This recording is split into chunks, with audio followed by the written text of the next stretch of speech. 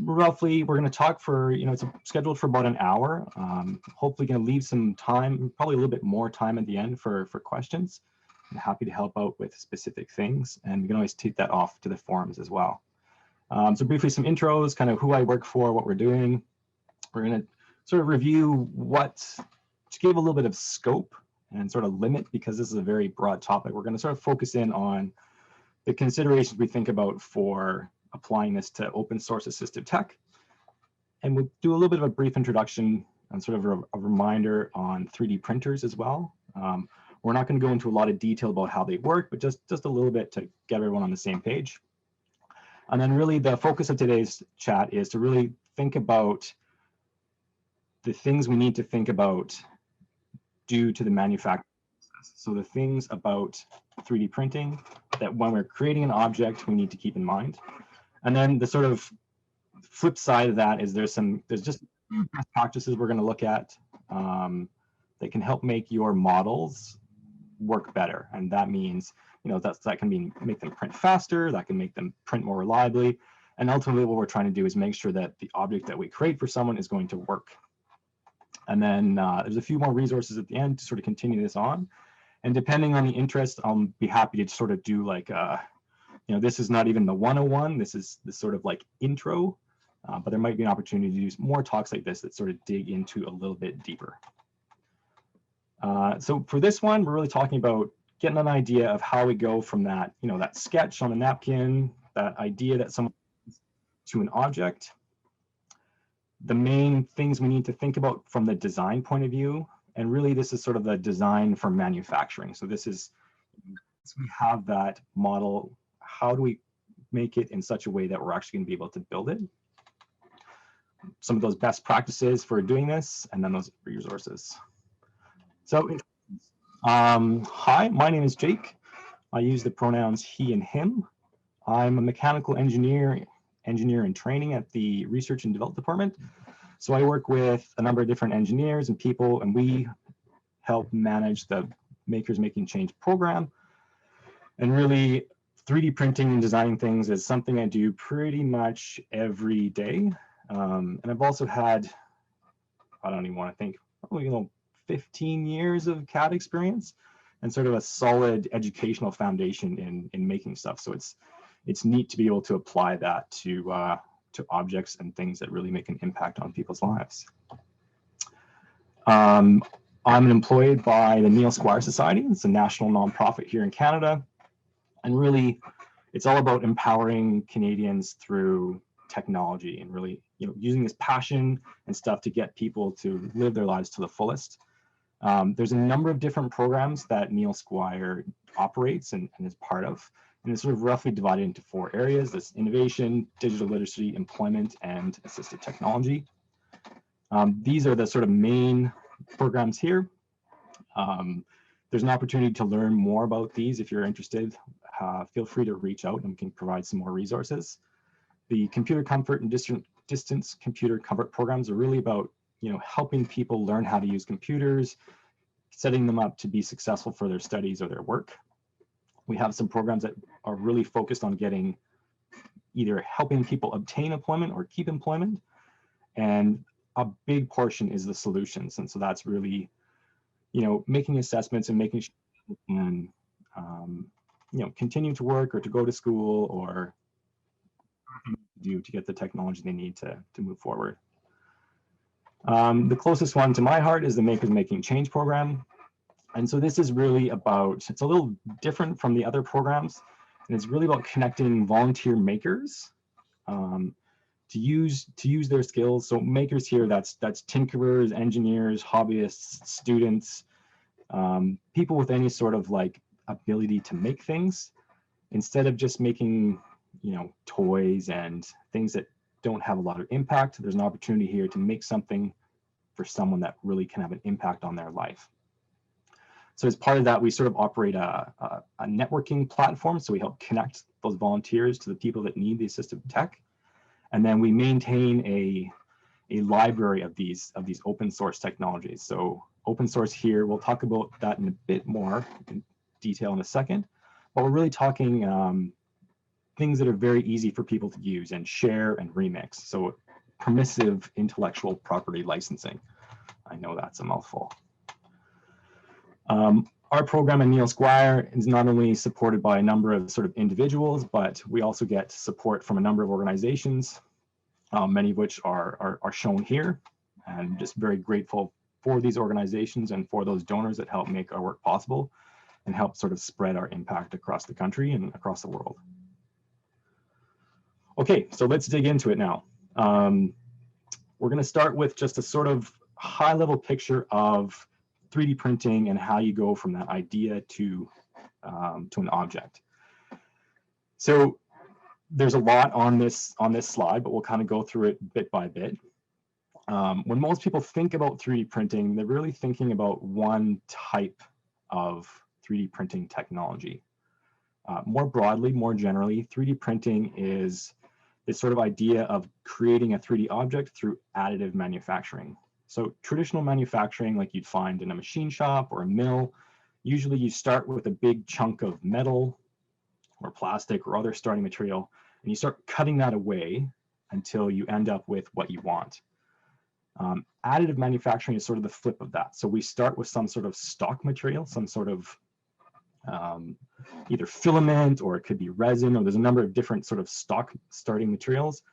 And then we create that, we sort of start building that up layer by layer, or part by part until we have the final product.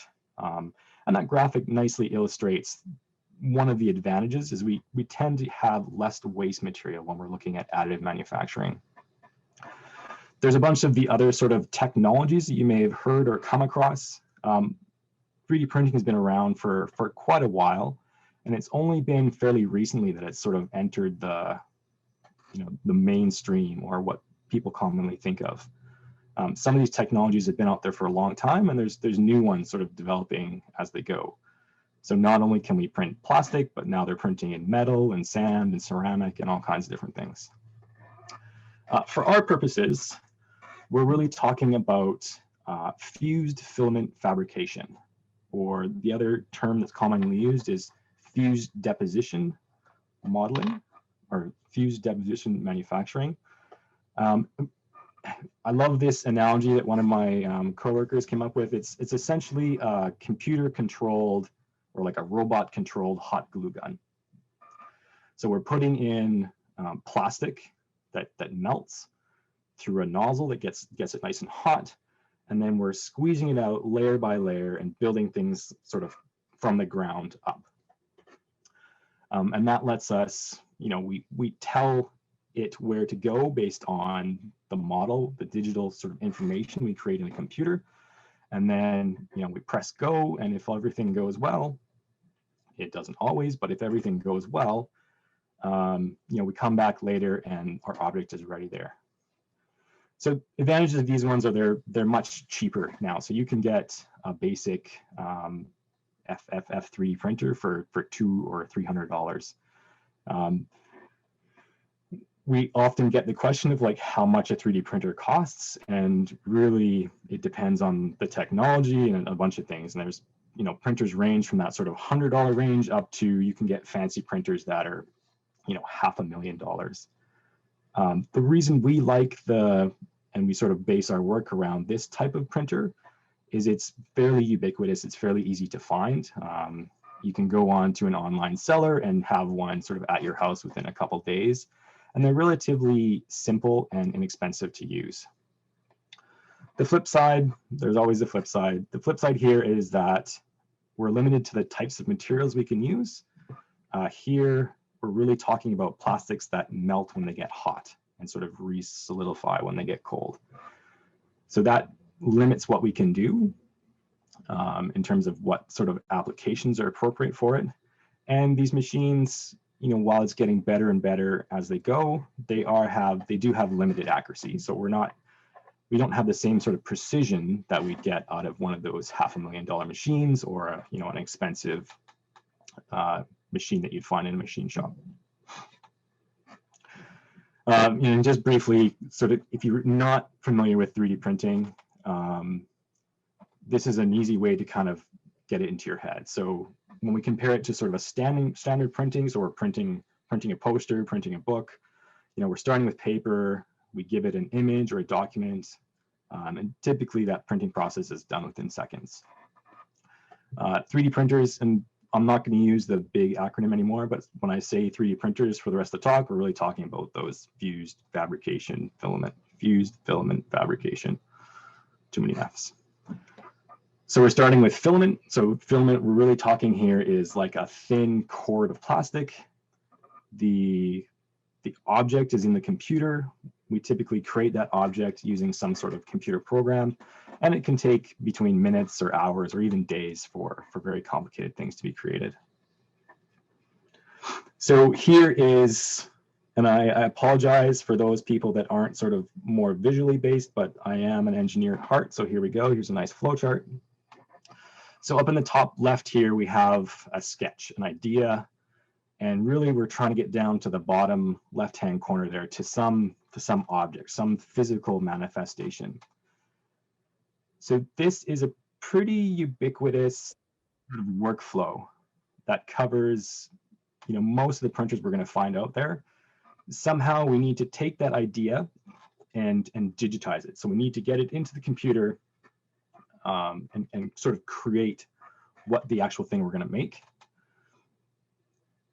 Typically, at least currently, once we have that sort of 3D model, so that's we're describing the geometry of whatever it is, we export that into a file. So that you may have come across like an XML or a step file. Really there we have some sort of description of, again, sort of what the geometry is.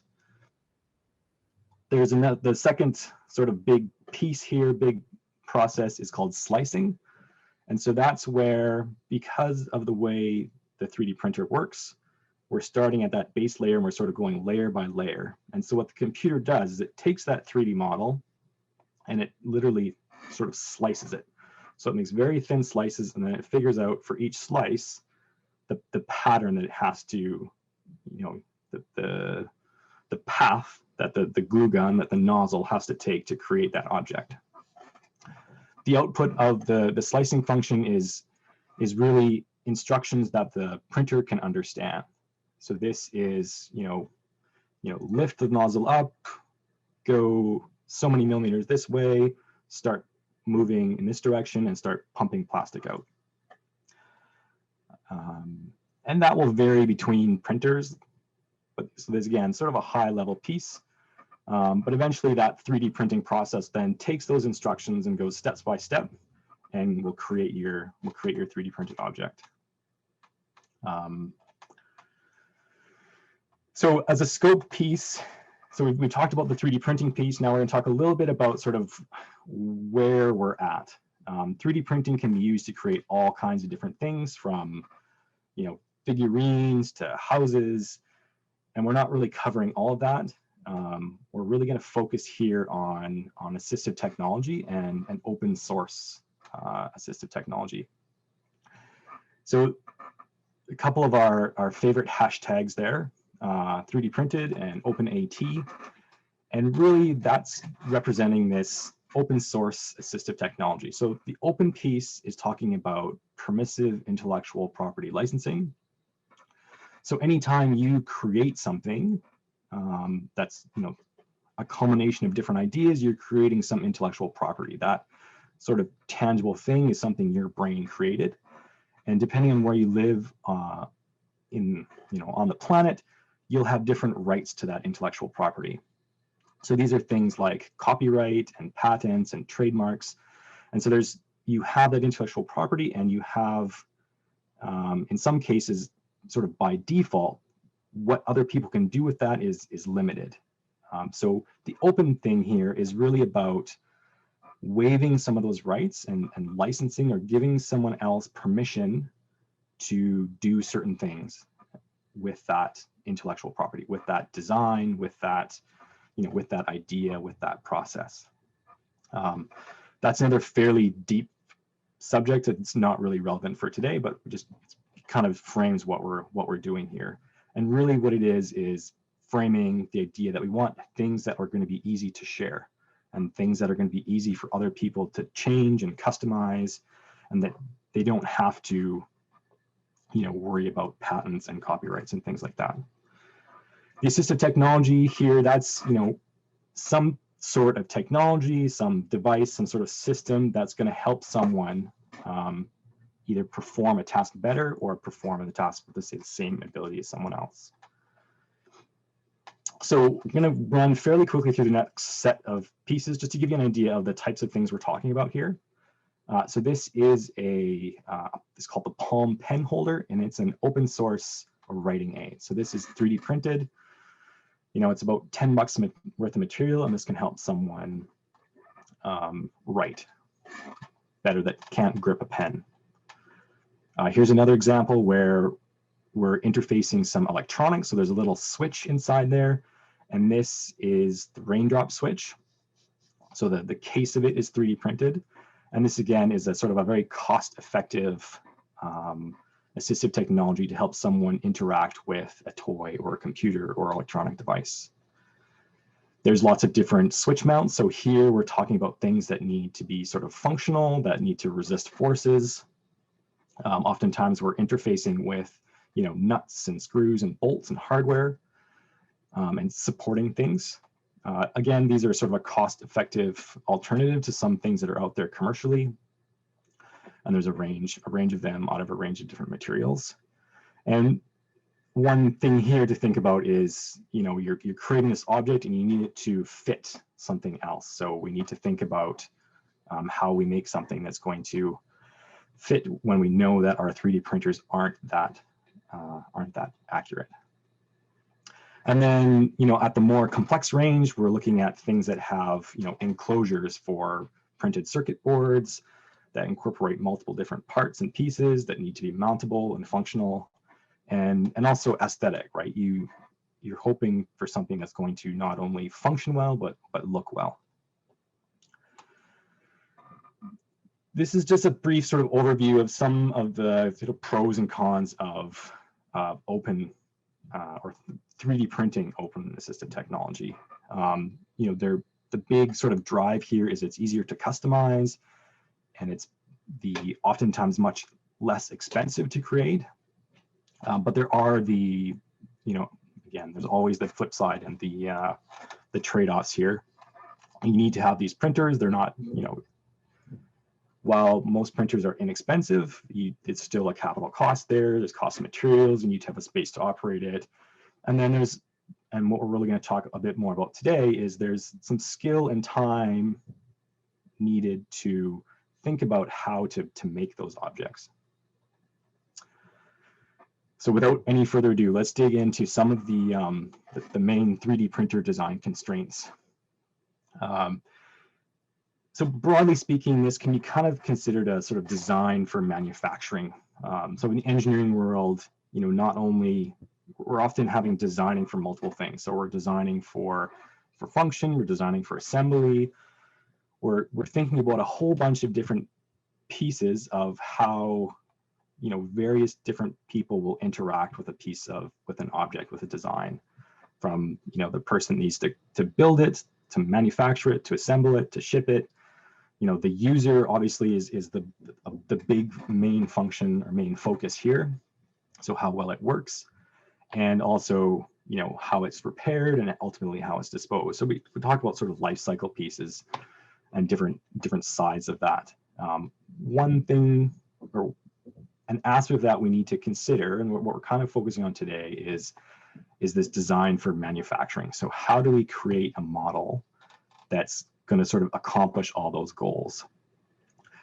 And unlike some processes, more traditional manufacturing processes, you always need to think about how you're going to build something, but there's a little bit more iterative and interrelated considerations here between the model, the printer, and the slicing software. So you need to sort of keep each of those pieces in mind.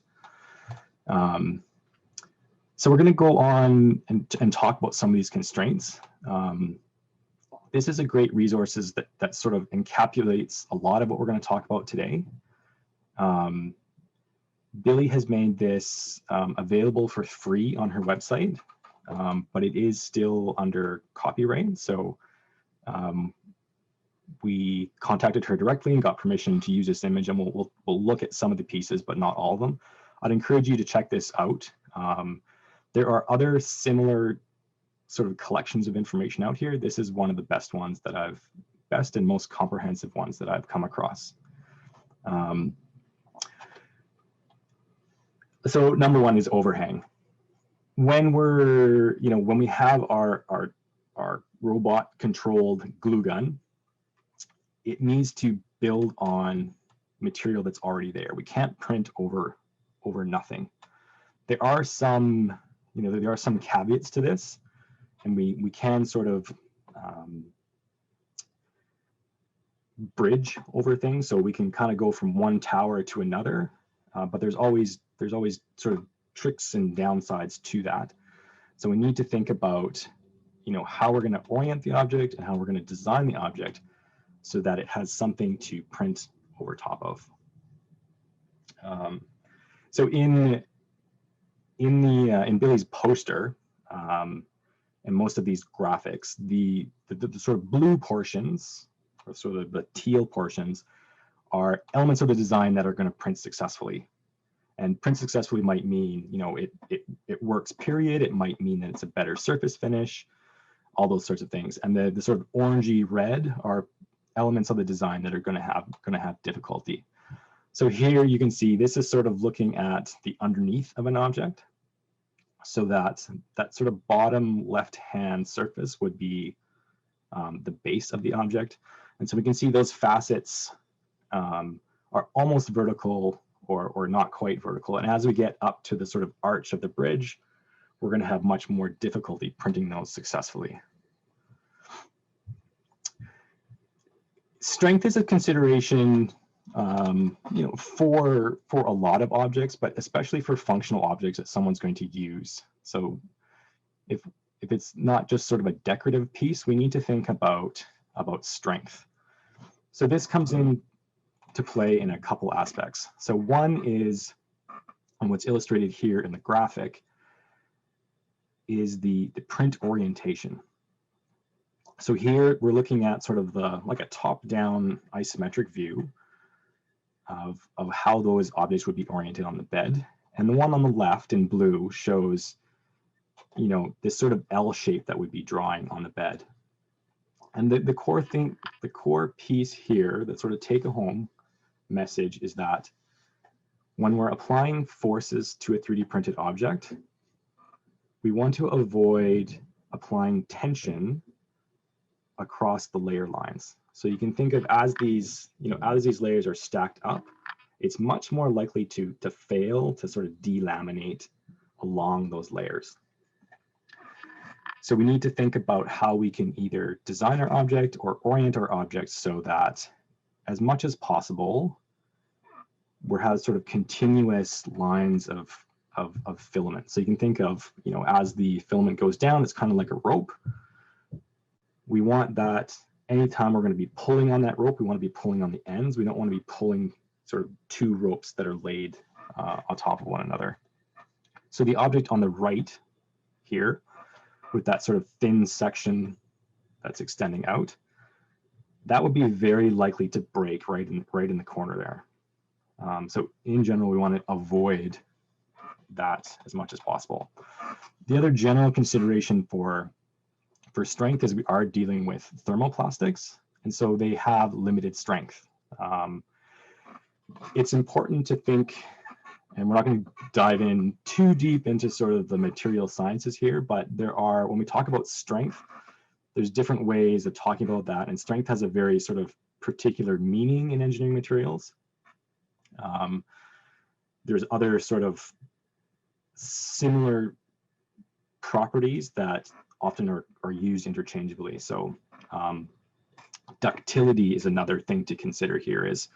So for one of the more common materials, PLA, it's quite strong in that, you can squish it, you can apply a compressive load, and it will, it'll be quite resilient, but it'll be quite brittle. So if you were to then, sort of pull it apart, if you think of, bending a paper clip, that paper clip will bend a very, very long way until it breaks. It might have to bend it and sort of bend it back and forth.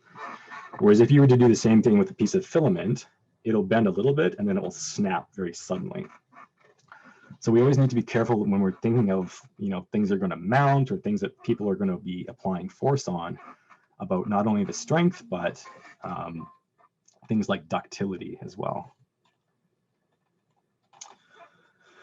Another sort of constraint we need to think about is, because we are layering material sort of layer by layer, anytime we're trying to create an angled surface, we're going to get a little bit of a staircase effect.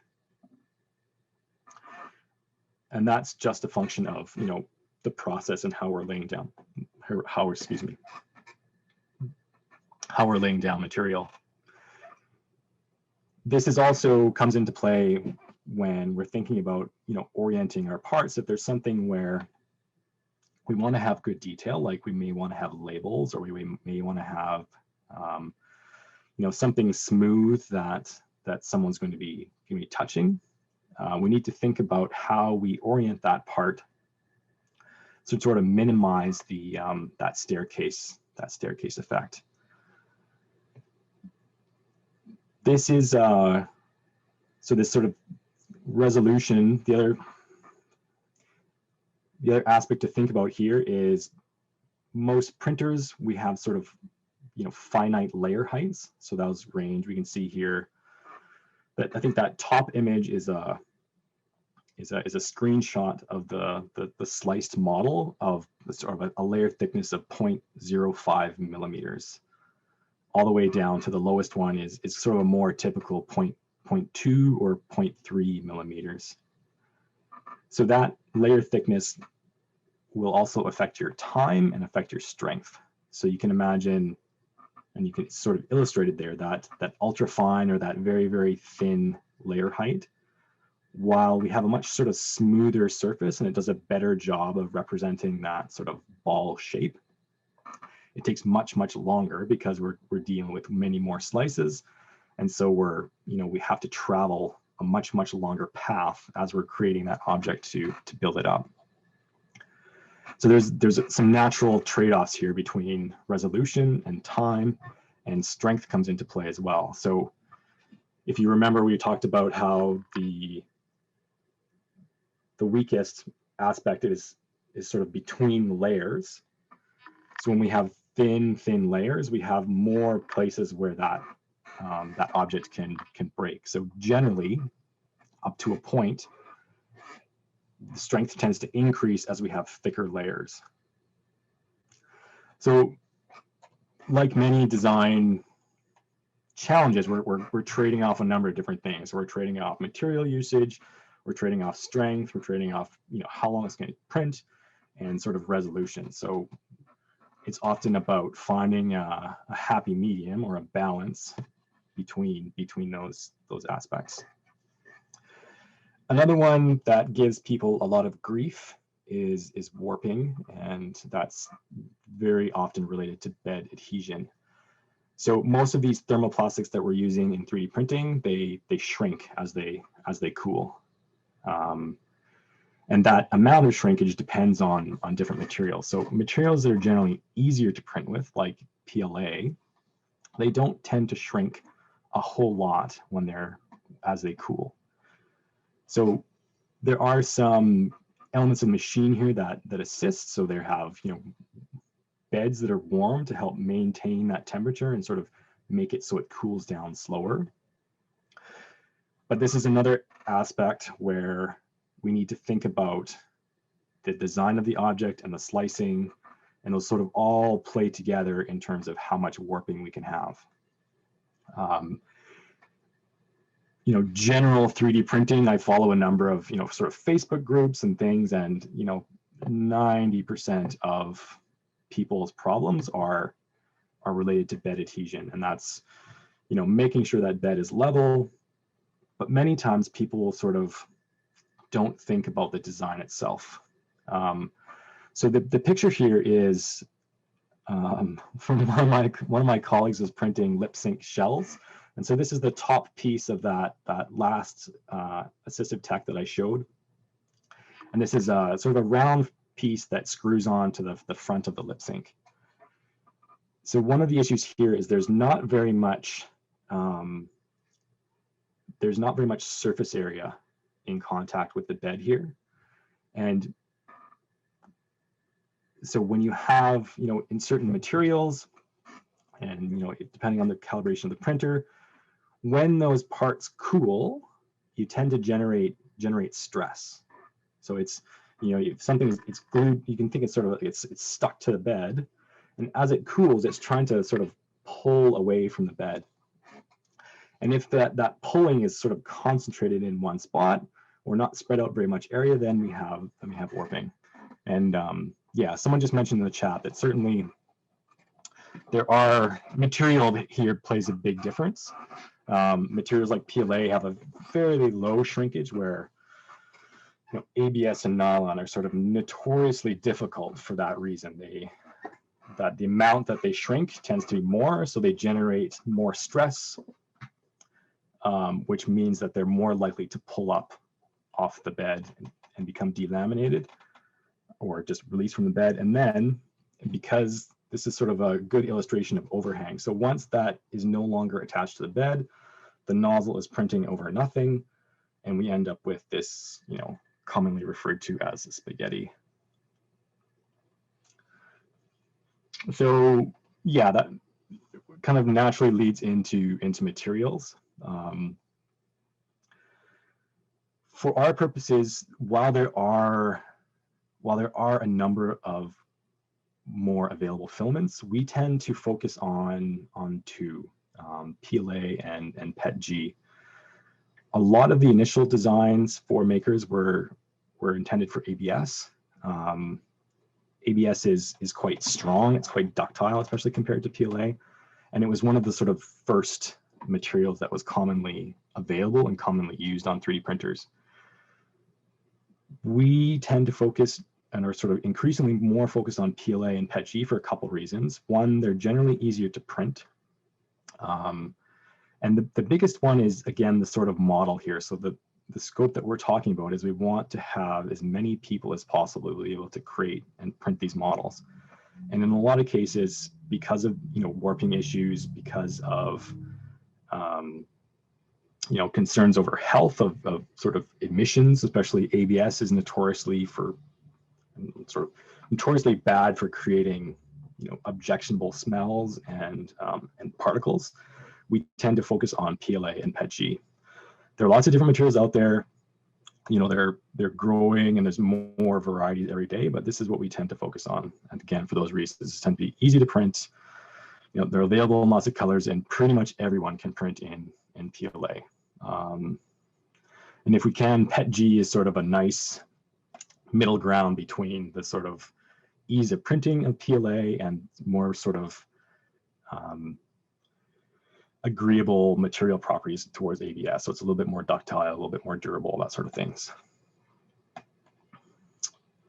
Okay, so we talked about some of the constraints there, and now we're going to introduce just a handful of best practices. And again, I'll encourage you to go back to that poster or find one that's similar and sort of think about how to implement those pieces into your design.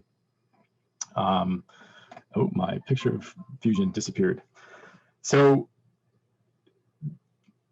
this isn't strictly necessary, but ultimately it'll make your life a lot easier if you use some sort of parametric CAD. So what I'm talking about here is the software that you're using to create the model. While you're iterating designs, while you're sharing designs, again, the sort of scope of what we're talking about here, it's much easier if you have your geometry that's driven by dimensions and driven by constraints. So if you want, two sides of your object to be equal, you can set that up in a parametric CAD so that it holds that constraint. So even if you want to change them slightly, you don't sort of have to manually go in and make both sides, 15 millimeters. You set that constraint and you work from there. It makes it much easier to change things. It makes it much easier to customize things and make it easier for people to move forward. We've listed a couple options for parametric CAD packages there. There's also things like SolidWorks and Inventor. There's a whole host of them. It's not within the scope of today to really teach you how to use those, but there's lots of resources out there to get started in parametric CAD. There's nothing wrong with using things like Blender or Rhino, or sort of more free-form design things. Even sort of Tinkercad is sort of has parametric elements, but is a little bit more free-form. That's a great way to sort of quickly mock something up, but ultimately, life will be much easier if you spend some time learning how to use a parametric CAD package. This kind of goes without saying, but oh, maybe it doesn't. We generally want to avoid using supports. So in our context, we're trying to keep the costs down. And we try to make it sort of as simple as possible for someone to build something. I don't know, people's experience is going to vary, but oftentimes removing support from a model can be a very time-consuming and frustrating process. So if we can design the model in a way that we don't have to use support, that's often better for all those reasons. So it tends to use less material. The surface qualities can be much better. It can be require less post-processing. But that's not to say that we have to avoid support in all cases. Like there are certain designs where you're going to have to use support. And in that case, there's a couple different tricks you can use to help either minimize the amount of support or just make it easier for people to remove it afterwards. So for example, that can mean using a designed-in support. That poster has a good example of that, where you add geometry into your model that acts as a support.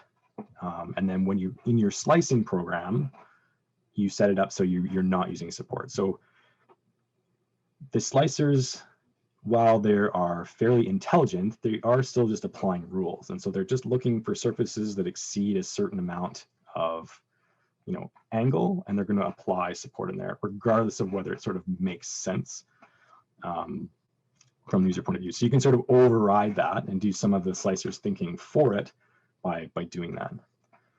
The other sort of approach for that is to sort of take advantage of bridging.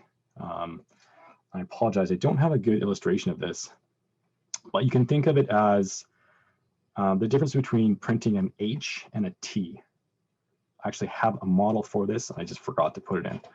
So if you think of printing both of those sort of in their natural orientation with the bottom of the letter on the bottom of the print bed, even though the sort of horizontal piece of the H is over nothing, it will tend to print fairly successfully because it's sort of starting on one side of a tower and going to the other side of the tower. That bottom, sort of the overhanging surface may have relatively poor quality. It may not be as smooth as other portions, but it should still finish successfully and not end in spaghetti.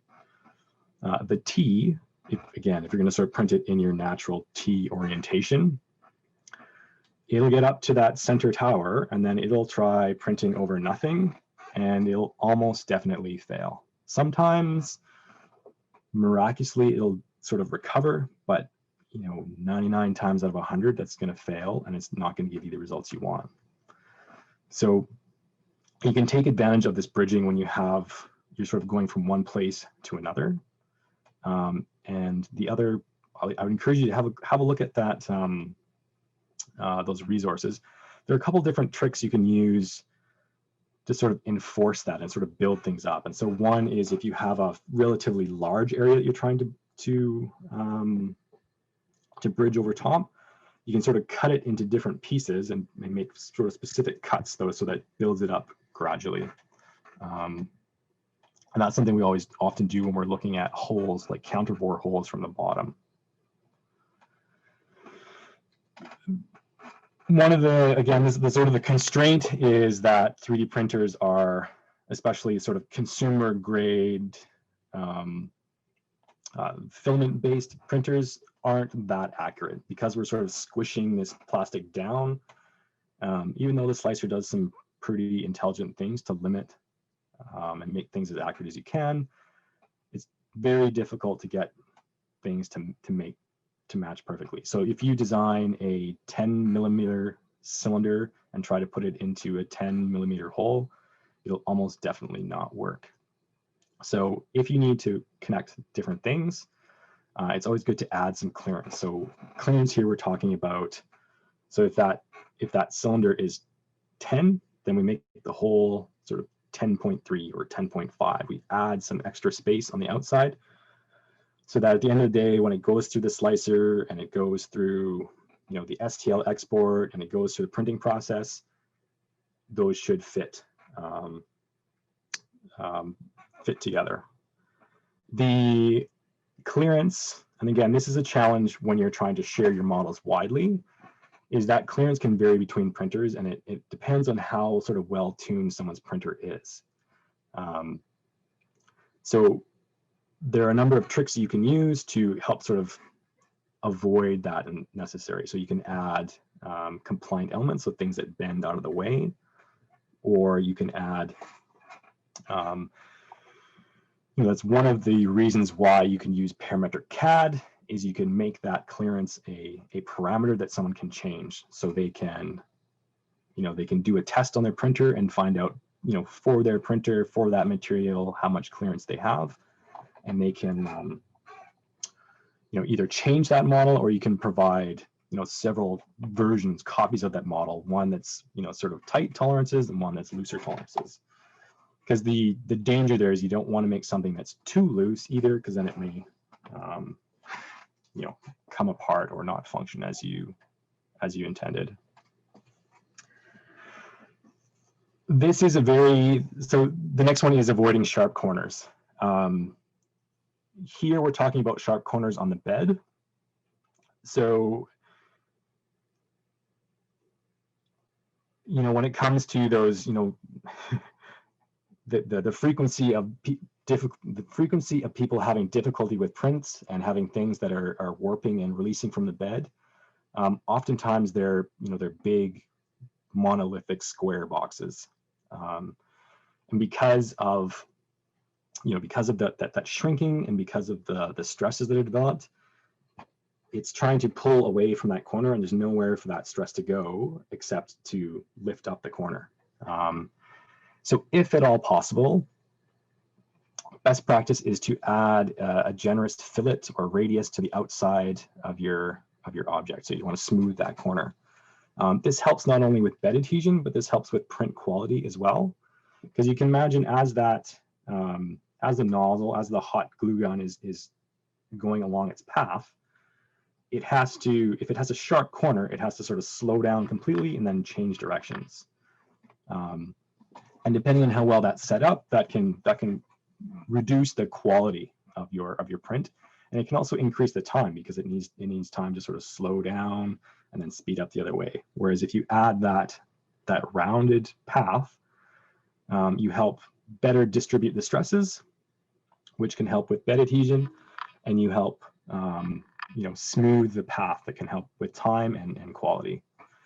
If you absolutely can't get away without a sharp corner, you're always going to have a bit of a sharp corner just because you have a finite width of material. So you're always going to have a small rounding. But if you absolutely need that sharp corner, you can try a couple things. So you can use a brim. So that's you know, it's a 1 or 2 layer thick section, which is typically done in a slicer, and that typically goes around your entire model. So that may not be beneficial because it's something you need to, you know, remove after in post-processing, and you can waste material, and it can make it difficult to assemble things. If it's just like a specific spot, like in the image here, you can see there's little blue circle is what's referred to as a mouse ear. So this would be a feature that's, you know, either can be added in at the design phase in the CAD in the actual digital file, or it can often, depending on the slicer, can be added in while you're slicing the model too. And that just gives you a little bit more surface area to help with adhesion and help keep that corner of your object stuck down. The other good reason for avoiding sharp corners, and this is something we see a lot with fairly simple CAD packages like Tinkercad, is so Tinkercad's great because pretty much anyone can learn how to use it, but it can be difficult to add sort of smooth edges. So this is important to us in the context of assistive tech because oftentimes we're dealing with objects that are going to be in contact with people. So from an ergonomics point of view, we'd want to avoid sharp edges because we don't want to give something that's going to hurt or abrade or scrape someone's skin. Especially in the case of, with people that have arthritis or elderly, they can have thinner skin that's more likely to be damaged. So it's an important thing to keep in mind is trying to avoid sharp edges that could cause someone injury. It's generally possible to sort of do some smoothing afterwards. So you can take, if it has a sharp corner, you can use a file or sandpaper to do that. But that takes time, and if we can sort of minimize that, that's generally best. So that's, again, given the time, I just want to do a quick blast here of the main things to think about. I think I've captured everything I wanted to. Again, we'll review it here in a sec, but I encourage you to check out, there's sort of more detailed pieces there. And we might go into some of those in more detail in a future session. Okay, so to recap, we're really talking about how to go from idea to object.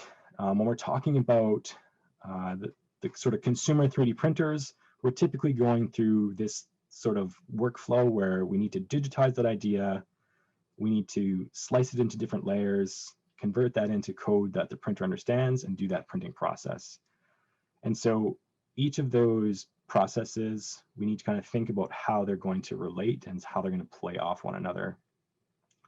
So understanding how our slicer is going about doing things can help us improve our, so we can make changes in the model that make it, quicker to slice. Understanding how the 3D printer is going to interpret those steps, we can do things in the model that, avoid overhangs or reduce bridging or, reduce that buildup of stress on the bottom of square objects. So this is probably not an exhaustive list of all the things to can think about, but this is sort of the big ones that often give people issues, right? So we need to be cognizant that we can't print over nothing. We need to be aware of, if it's something that's functional that someone's going to use or pull or stretch, we need to think about how those forces are going to go and whether the object's going to survive. We often need to think about surface quality, and so whether that's the legibility of text or how smooth a curved surface is. And then warping. So there's various things we can do at the model phase to make things more likely to stick to the bed and to print reliably and not pull up.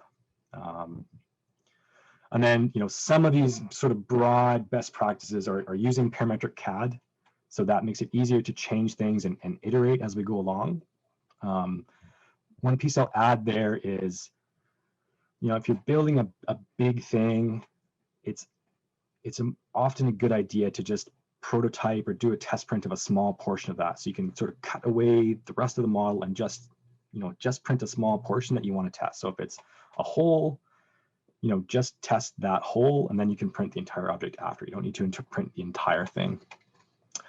Generally, we want to avoid supports if we can. That's designing things to like a 45 rule, or if we can't do that, we can sort of take advantage of bridging. Or if we sort of need supports, we can think about how we would design supports in to avoid sort of the global slicer supports. Avoiding sharp corners here, makes sense from a print quality point of view, print time, reducing the chance of delaminating from the bed, and really ergonomics for something that anyone's going to actually have in their hand. And then because those printers are sort of inherently inaccurate, we need to think about how much clearance we need to go to make sure the parts are going to either fit with another 3D printed part or fit with something in the real world, like a bolt or fastener of some sort. So here again is the that compilation of design tips from Billy. The website is there. I encourage you to go check that out. She also has some good sort of similar guides on bed adhesion and sort of, more broadly, if you want to model sort of artistic things, what kind of programs would make the most sense for you. We have partnered in the past with PrintLab, so if you want to have some more on details about different CAD packages to use, you can look at them for sort of step-by-step instructions on Tinkercad and Fusion. With the caveat that not all of the stuff that we talked about today has made it into their pieces. Their main focus is really, focusing on the tools and getting something created and not necessarily optimizing everything. And then, beyond today, check out our library if you're keen on this stuff. There's lots of projects that need designing, need building. If you see one of the models on there that could benefit from some of these things, there's an opportunity to do a remix and fix it up. And there's, follow us on the socials. And if you want to find out some more, or share some best practices, or if there's something specific you want to sort of dig into a little bit more depth in, on specific, ways to do these and implement these in CAD, yeah, follow up with me and we can make that happen. Not as much time as I was hoping, but yeah, let's open it up for any questions, which is always interesting on Zoom, but here we go.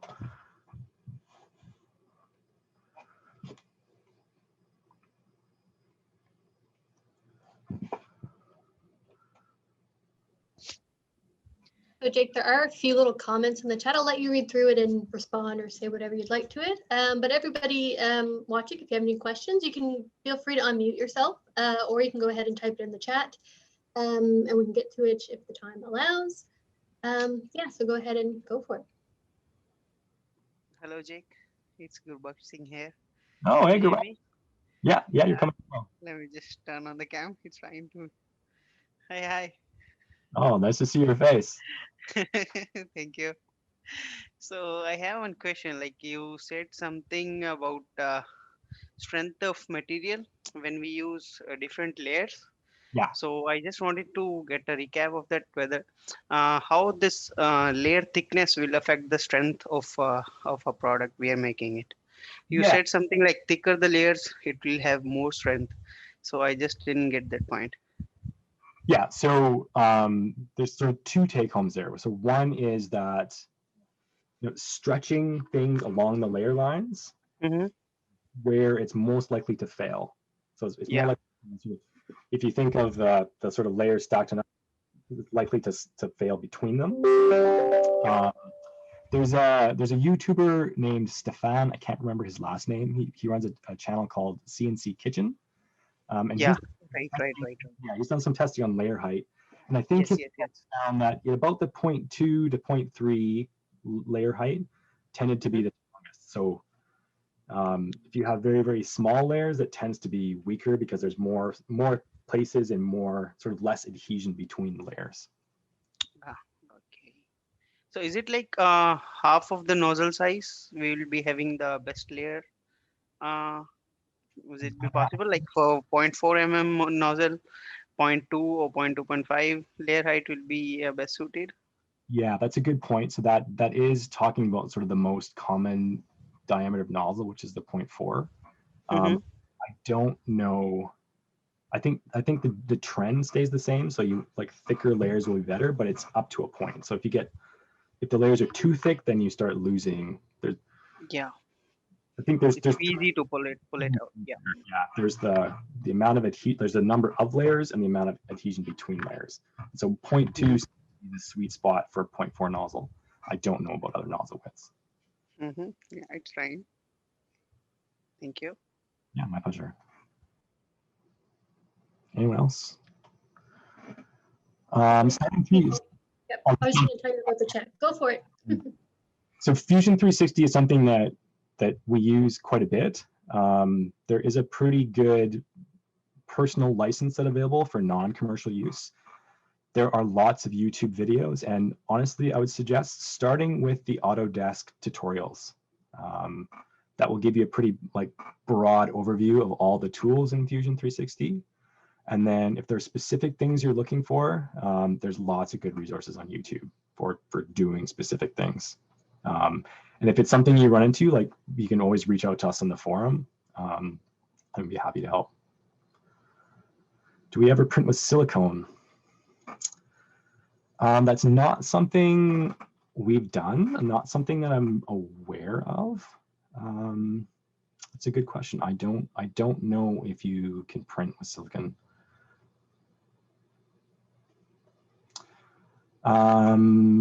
Any tips for those who are in the educational AT field but may not be as proficient at the build design?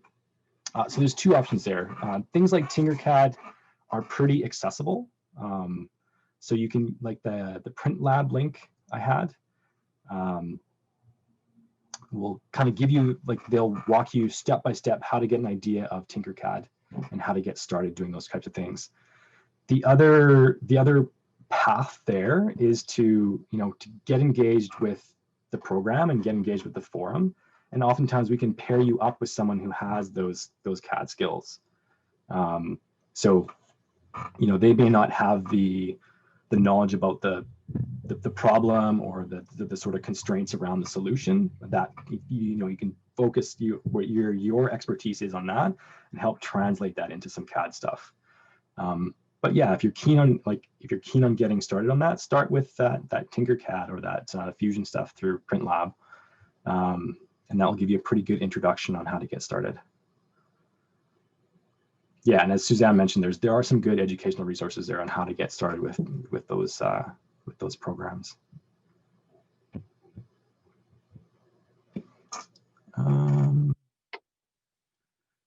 Yeah, so that's a good point. It is possible. So one of the things we didn't talk about is sort of like what types of objects are appropriate for 3D printing. It's sort of a bad joke on the internet, but there is some seriousness behind it, and you really don't want to be using 3D printers for things that need to be food safe. For lots of reasons, 3D printed objects, unless you've done a whole bunch of things with the material and the equipment, are not food safe, and they can, harbor bacteria and be very difficult to clean. So one of the options of sort of getting around that is to use, food safe silicone. So you make a mold or a positive with 3D printing, and then cast and mold that using silicone.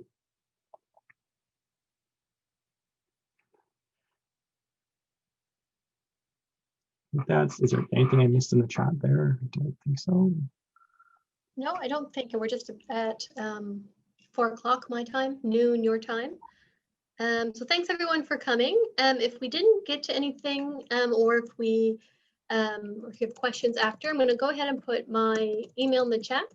We also will be sending follow-up emails as well, just as part of what we do after these webinars. So feel free to also reply or reach out to us that way.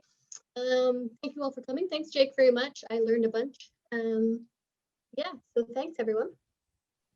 Yeah, and I guess last comment, if you're keen on this stuff, you want to get a little bit more, more of the meat and potatoes, let Courtney know or jump on the forum and sort of give us a better idea of what you'd like to know. I could talk about this stuff in excruciating detail for hours, but we need to sort of start up here first. So if there's more, jump on the forum, let us know. And thanks for everyone for listening, participating.